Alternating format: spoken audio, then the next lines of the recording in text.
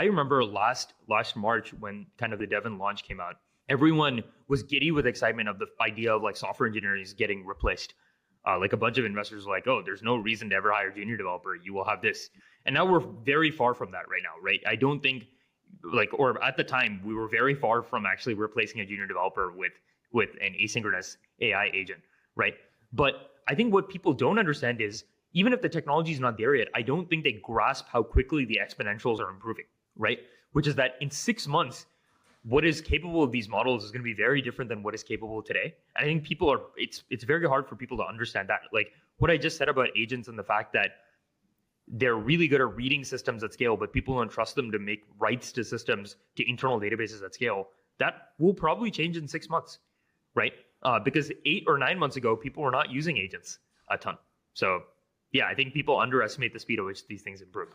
What do you think in 12 months will be crazy that we don't have today?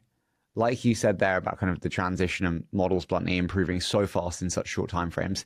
If you think about what we do today that we would consider crazy that will be a reality in 12 months, what do you think it would be? I think a lot of things that maybe I understand the software development landscape a lot better is the way how end-to-end these tools are going to be, I think, shocking to people. I think right now, if I was to say one of the biggest problems of these tools is mostly they help in the code writing experience. They're not helping in a lot of different aspects of the software development lifecycle, which is software developers design software, right? They deploy software, review software, right? Build, navigate. They do a lot of debug, test. They do a lot of different things.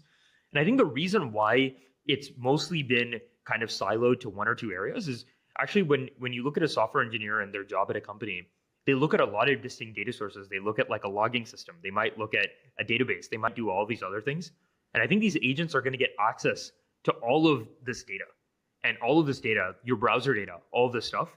And I think what's going to be possible is debugging very complex tasks.